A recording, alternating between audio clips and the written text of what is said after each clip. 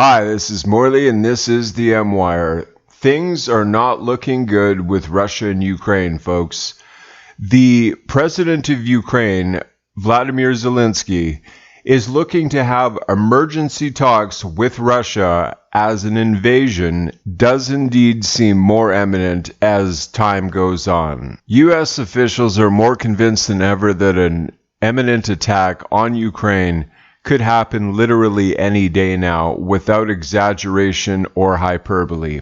The Prime Minister of Germany, in last-ditch attempt talks to try and quell this situation, will be meeting with Vladimir Zelensky to discuss possible sanctions against Ukraine if there is an imminent attack, as the U.S. is predicting. Relations between Russia and the West have hit a low we haven't seen since the Cold War. The talks that they've been having at the UN Security Councils have gone nowhere. Any other talks have gone nowhere. And U.S. intelligence is more than convinced that Russia could attack Ukraine on a moment's notice. That's how close this potentially is. National Security Advisor Jake Sullivan on Sunday said he cannot know for sure what will happen in Ukraine, but described how a potential invasion would play out if it were to happen. If there is a military invasion of Ukraine by Russia, it's likely to begin with a significant barrage of missiles and bomb attacks, Sullivan said. Those are never as precise as any army would like them to be, and we don't even know how precise the Russian army would like them to be. So innocent civilians could be killed regardless of their nationality. During an interview on CNN's State of the Union, Sullivan continued by predicting there would be an onslaught of a ground force moving across the Ukrainian frontier. Following the bomb attacks, if they occur, adding that civilians could get caught in the crossfire if this invasion takes place. "We will defend NATO's territory," Sullivan said. "We will impose costs on Russia, and we will ensure that we emerge from this as the West stronger, more determined, more purposeful than we have been in 30 years, and that Russia ultimately suffers a significant cost for military action." So as you can see, folks, they're treating Ukraine as a NATO nation, even though it's technically not.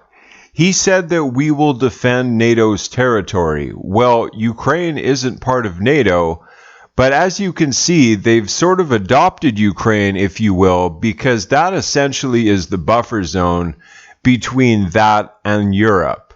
Sullivan said that the Biden administration could not perfectly predict which day Russia would invade Ukraine, but said it could begin any day now, stating that the way Russia has built up their forces and the way they have maneuvered things in place makes a distinct possibility that there will be major military action very soon.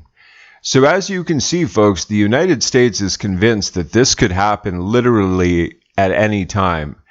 If he's going to invade, it's definitely going to be before the thaw. The ground is frozen now. Now would be a perfect time for him to invade, militarily speaking. The world is on edge right now about this invasion because this would, without question, trigger World War III. I can't see any possible way that it wouldn't. There would be a lot of other countries getting involved, and who knows how far Putin would take this. Sullivan also reiterated a warning from the Biden administration to American citizens in Ukraine, telling them to leave Ukraine immediately, and there will not be a military evacuation. The State Department on Saturday said Americans should escape through Poland. Earlier this morning, Pentagon Press Secretary John Kirby told Fox News Sunday that intelligence shows that Russia could stage an invasion any day now, if not sooner. He also said that the U.S. will not impose sanctions against Russia before any potential invasion of Ukraine, adding that threatened sanctions has a deterrent effect that would be lost once sanctions are issued. So as you can see, the U.S. is prepared to sanction Russia, but they're not prepared to put any boots on the ground, maybe other than the troops that are part of NATO, but they're definitely not sending any more troops. They've sent cash, they've sent military equipment, but absolutely no boots on the ground will be a part of this from the United States.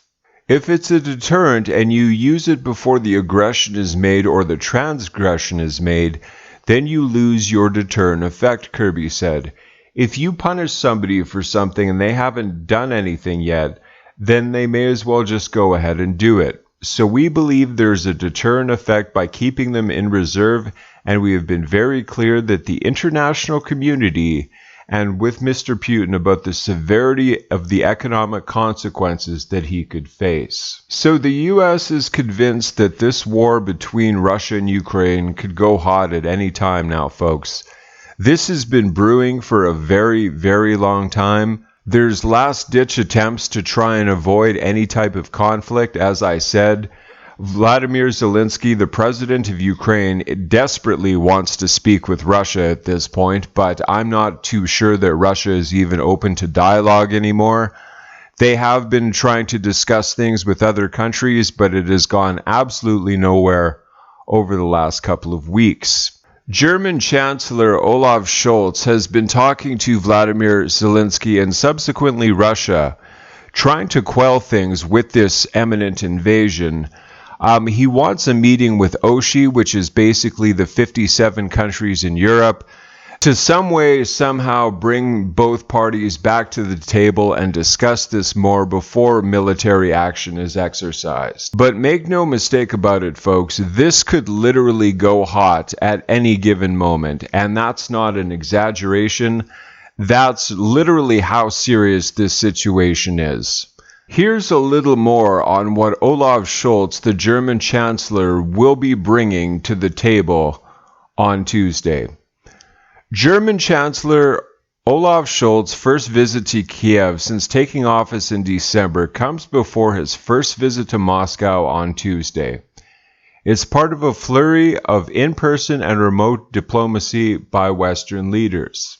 Scholz is taking a message of solidarity to Ukrainian President Vladimir Zelensky after criticism of Germany for its refusal to join some allies in sending lethal weapons to the country. Scholz said Sunday that Ukraine could be sure that we'll show the necessary solidarity as we did in the past, pointing to the financial aid of Kiev in the past.